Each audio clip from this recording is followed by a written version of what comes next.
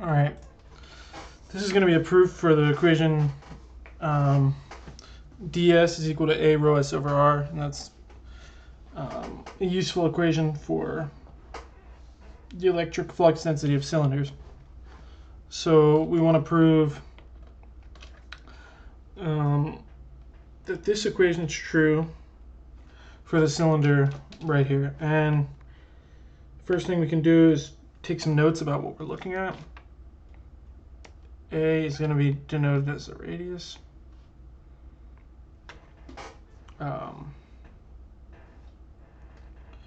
L is the length. And rho s is the surface charge. Make sure you know that this inside of the cylinder is not charged, just the surface. Okay, so the first thing we can do is evaluate the radius, some radius outside the cylinder. Like imagine like a grander cylinder, an even bigger cylinder. And that larger radius is going to have radius r, okay? And what we're going to do is we're going to use first Gauss's law at that point. So we're going to use this equation at that point. So we know that these charges are going to come out like this. And any surface, as long as it's like another cylinder, you can kind of imagine it's going to come out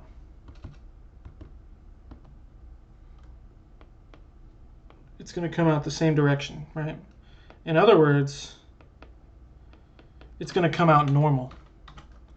And why is that important? Because now, because it's normal, instead of calling it ds dot ds, we can just call it ds ds. We don't have to do a dot product there. Okay?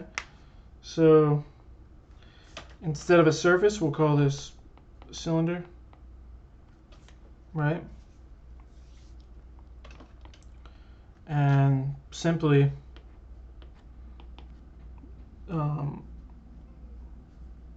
since we're not really evaluating ds, we don't have to really integrate over the shape. We can just take the area of the shape. So area of the cylinder is going to be let me make sure I'm still recording.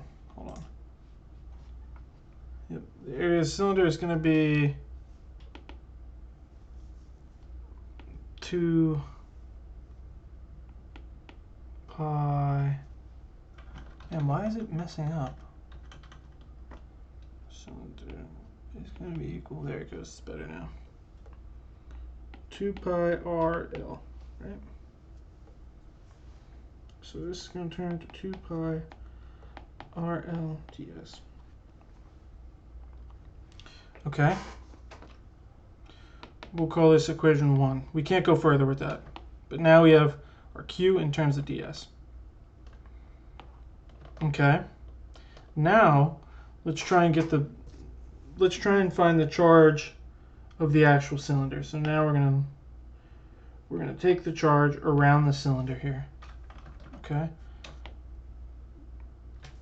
Well, another way we can evaluate charge is by rho s times the surface, right? And again, that surface is still going to be equal to 2 pi RL. But instead of this R, we're now going to just use this A, right? So it's really 2 pi AL. But it's the radius, you know. So we'll call it 2 pi AL. So this is Q equals 2 pi AL times rho s. That's equation 2. Now, the reason we just got these two equations in terms of Q is because this cylinder is the only thing that has charge on it. So we know that all the charges come from the cylinder. So the charge coming out at this point here through the electric flux density is going to be the same as the charge on this cylinder, right? So we could effectively equate these two. So now, when you put those two together, let's do red this time, you end up with 2 pi r green LDS is equal to 2 pi a L rho s. Okay, well the lengths are the same, right? Because if you look at the cylinders, we're imagining two similar cylinders, two similar length cylinders. 2 and pi are the same, 2 and pi, oh wait. 2 and pi are the same, 2 and pi are the same. So now we're left with, let me do this red, it's better. R ds is equal to a rho s.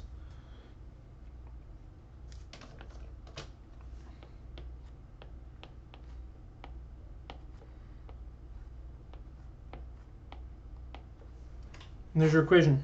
Now we found the equation that we're looking for. And why is this a valuable equation? Well, it just gives you, it shows you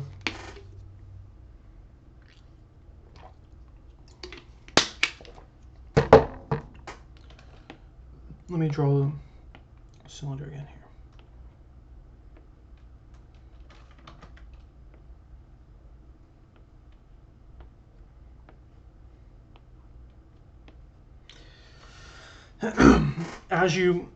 As you get further and further out from this, as your R increases, your ds is going to go down. And that makes sense because if you think about what electric flux intensity is, you know, let's say you have 5 lines and they're kind of arbitrary value, right? Did I just make 6? Whatever, 6 lines. Well, those 6 lines going through a circle this size is going to have a higher intensity, you could say, than if they were coming all the way out here, because it's a charge per area sort of thing. So if you imagine these 5 or these 6 lines coming out like this, you see how that's a weaker electric flux density? So that's all that equation does. It just shows you that in terms of cylinders. And of course, if you went smaller, you'd be even grander. So there you go. Hopefully that helps. I'm going to try and do more proofs like this. I think they're useful. It's a little harder for me to explain because I'm not amazing at this stuff. I just try and, you know, I try and do it. And because, you know, when I was looking through this stuff, there wasn't really too many. There was a few people that were really good, but the more in-depth kind of stuff, there's not that much content on it. So yeah, if you liked it, subscribe. I'm gonna try and keep putting more of these videos out. You know, yeah. Have a good one.